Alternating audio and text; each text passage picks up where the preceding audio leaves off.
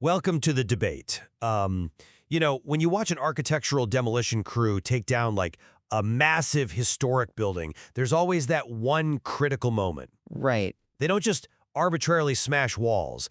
They identify the central load-bearing pillar, that core that holds the entire weight of the structure.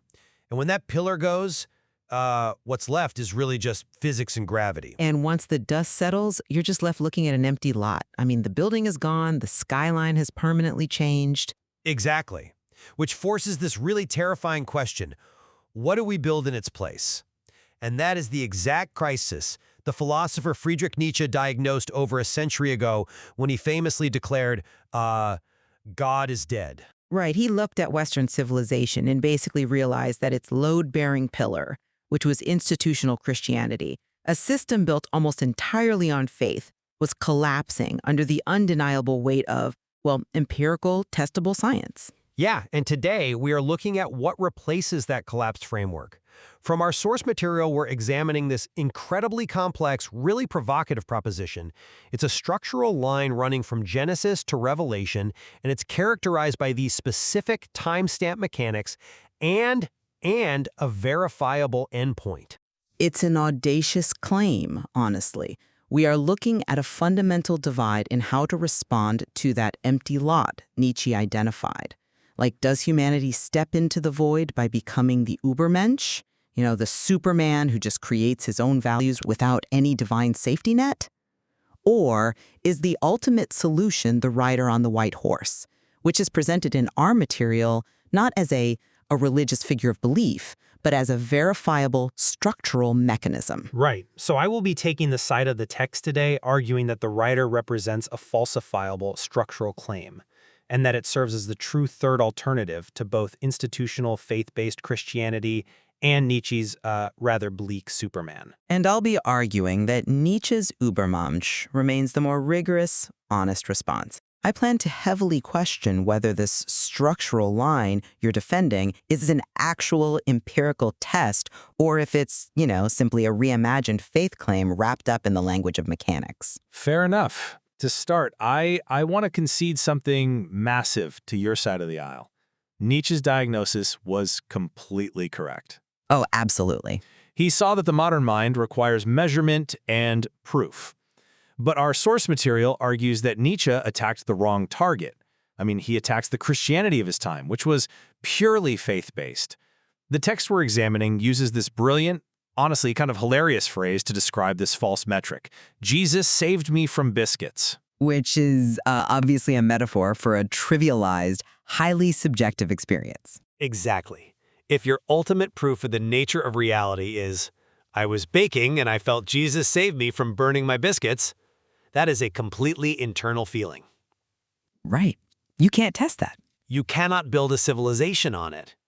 Nietzsche successfully dismantled that kind of faith, but the text argues he never actually engaged the real claim, because the claim was never meant to be a feeling. It's a falsifiable structure. The rider on the white horse provides an objective solution to what the material calls Christ's dilemma. The he can appear or is he bluffing dilemma. Yeah, exactly. The rider is not a belief. He is a structural mechanism.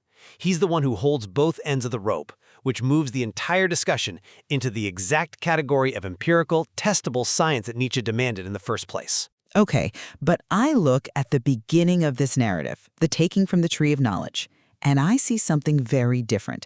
The source material refers to this act as a gunshot. Right. Once a bullet leaves the chamber, you can't put it back. It sets in motion this irreversible chain reaction. Humanity took the knowledge and we literally cannot unknow it. To me, Nietzsche's Superman is the necessary, honest result of that gunshot. Honest, maybe, but... Well, hear me out. The Superman looks at a world without a canopy, without a divine safety net, and he takes full responsibility for it. He creates his own meaning. Now, while I acknowledge the sheer literary ingenuity of framing the writer as a structural clock or a line, it's clever, I heavily question the real-world validity of this.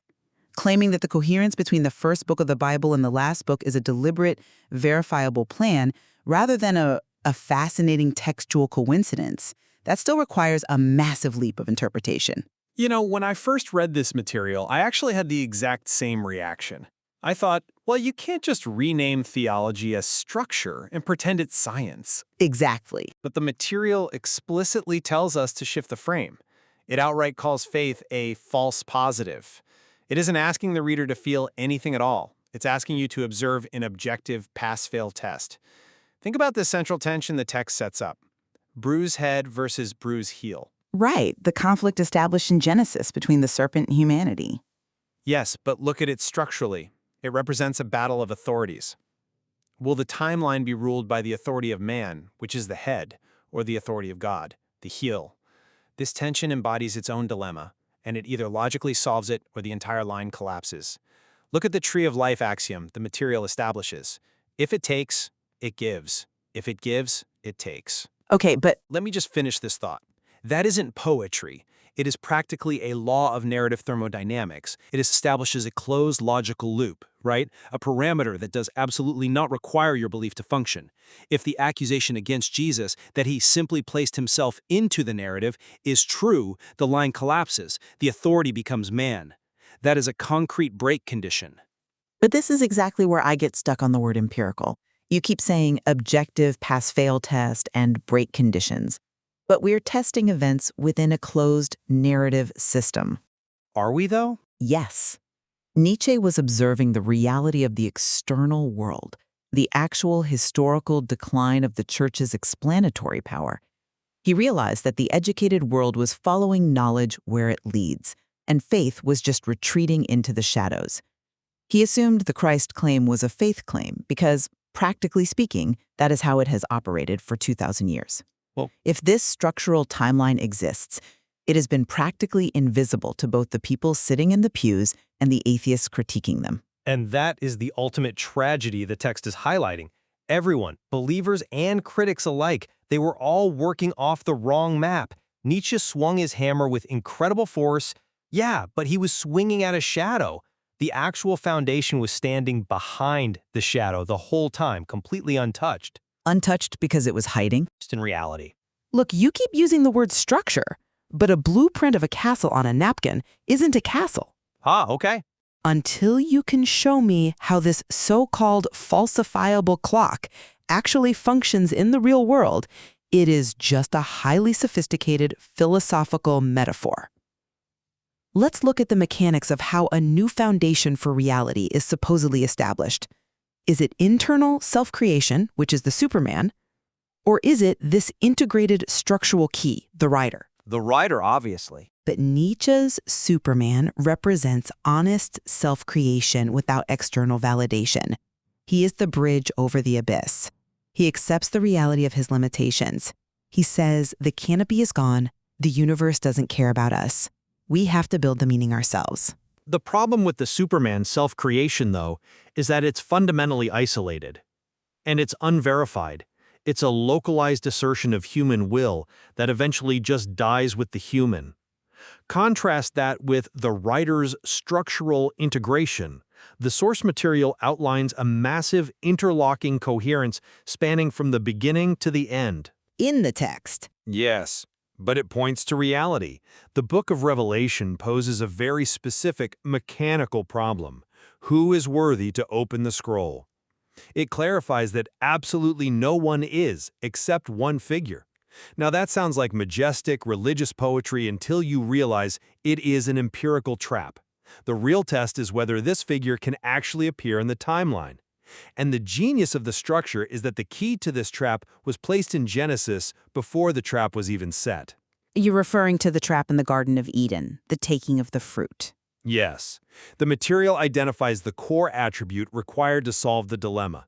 He who opens so no one can shut, and shuts so no one can open. It's a literal mechanism. The path to the tree of life is locked. The key has to open from the inside. Right. So the beginning of the text contains the hidden solution to the end, and the end has the problem that was solved at the beginning. That kind of interlocking coherence proves an intentional, verifiable plan. It is an architectural feat. It is a compelling way to frame it, I'll give you that. But we have to consider the psychology of human pattern recognition. Humans are incredibly adept at building complex, retrospective designs. Think of a beautifully crafted grandfather clock. Okay. Its gears interlock flawlessly, it keeps perfect time. But just because the clock is a masterpiece of interlocking mechanisms doesn't mean it wasn't built by a human clockmaker. Superman looks at the coherence between Genesis and Revelation and says, wow, what a beautiful design, what an incredible piece of human literary genius. He doesn't need to believe the clock somehow fell out of eternity. I hear that, but your grandfather clock analogy only holds up if the human clockmaker could somehow guarantee the behavior of millions of human beings over thousands of years to ensure the gears actually clicked into place at the exact right second at the end of history. If this were just human literary genius, it would be easily broken by history. The text provides what it calls a falsifiability ledger. It's a log that records all attempts. If a different Christ appears, the timeline collapses. If no Christ appears, the timeline collapses. To really understand this, we need to dive into the specific timestamp mechanics the source outlines, because this is what moves it from literary genius to an objective test. I assume you're talking about the blue and red dials mentioned in the text. I will admit, this is where the material gets intensely technical. It does. And when I first looked at it, I was scratching my head too. But think of it like a massive time-locked bank vault with dual keys. The material sets up a highly specific timeline with break conditions. The blue timeline represents the prescribed structural path of the writer. The red timeline represents arrival mechanism, the authority of man. Okay, tracking. Now, the text states that Christ can only have one designated beginning, marked as blue 12.11, and one specific end. There is no alternative entry point. So it establishes a highly restrictive parameter. He can't just show up whenever it's convenient for the narrative. Exactly.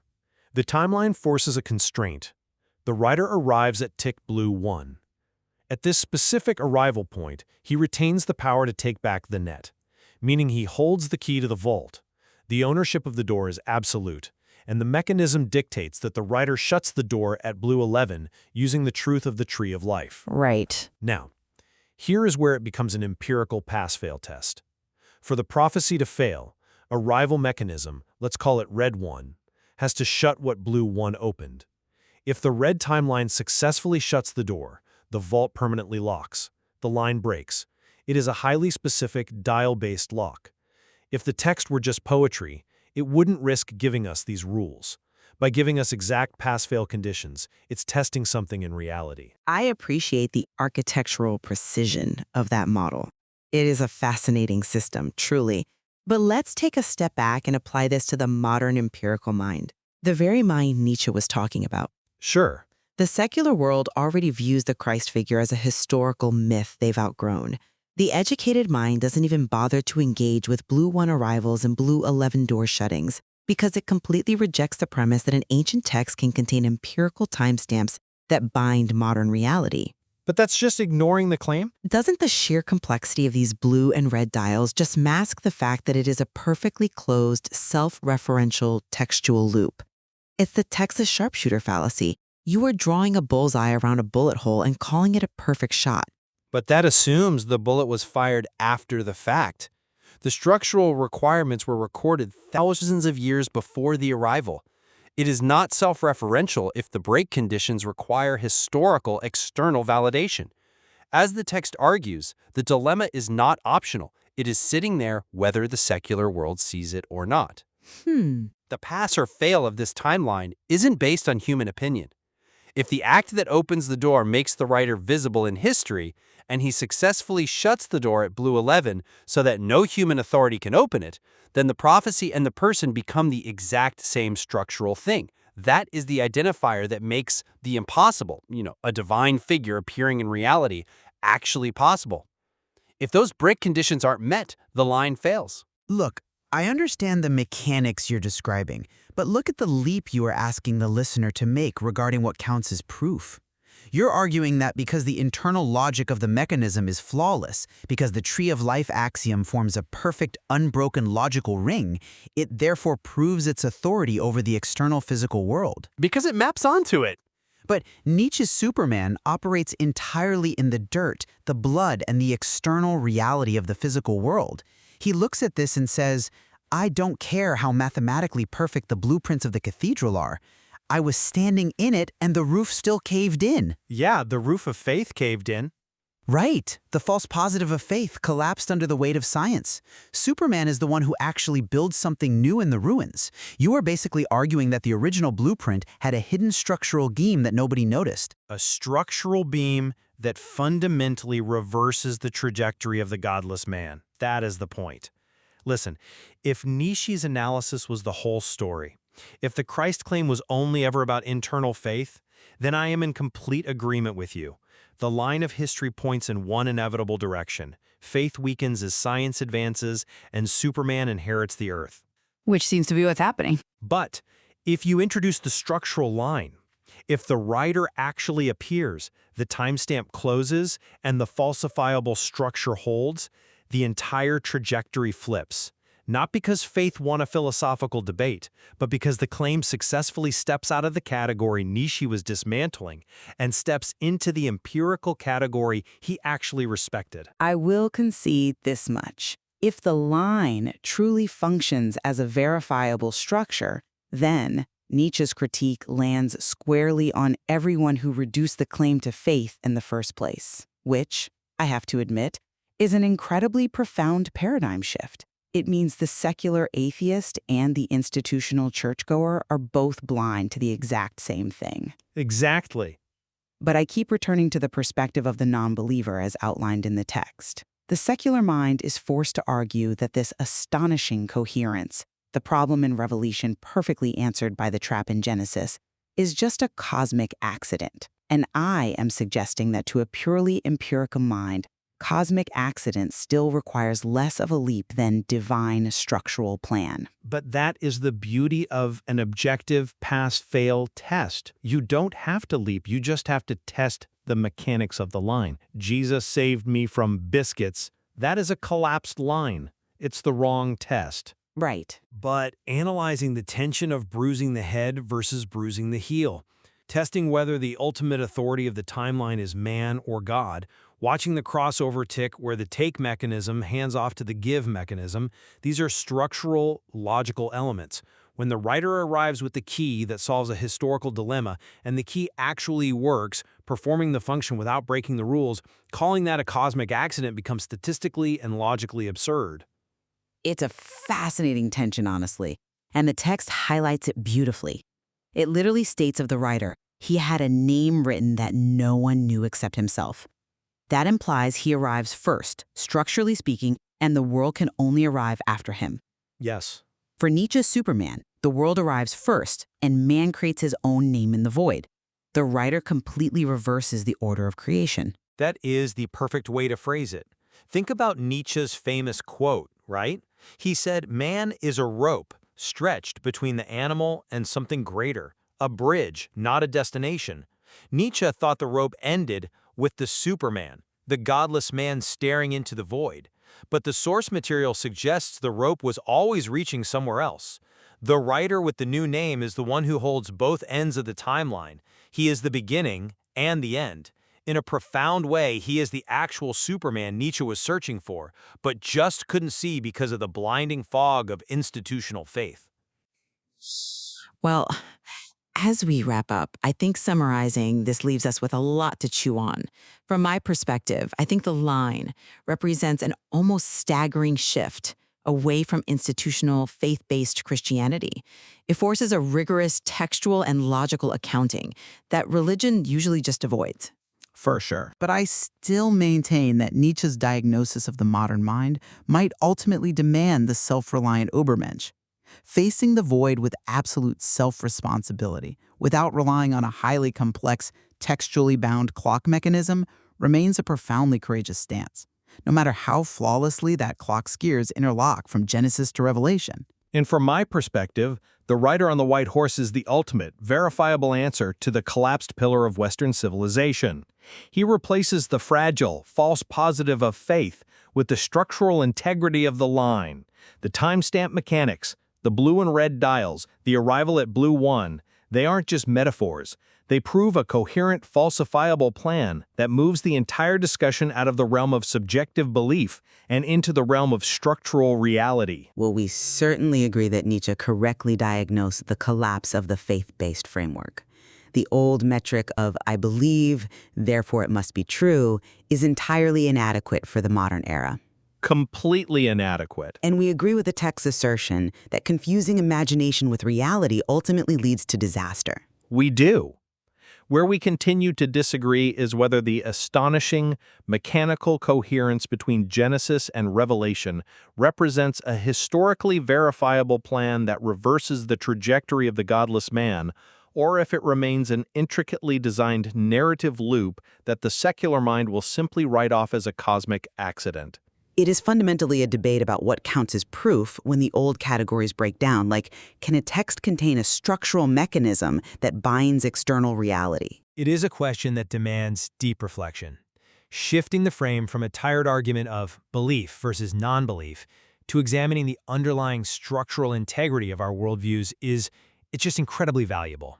When that load-bearing pillar of faith came down, Nietzsche looked at the dust and saw the Superman rising from the rubble. But perhaps, if we look closer at the foundation, the true structural support was already there, perfectly timed, waiting for the smoke to clear. We will leave it to you, the listener, to explore the material and determine whether the rope of humanity ends with the godless Superman, or if the rider truly holds both ends. Thank you for joining us.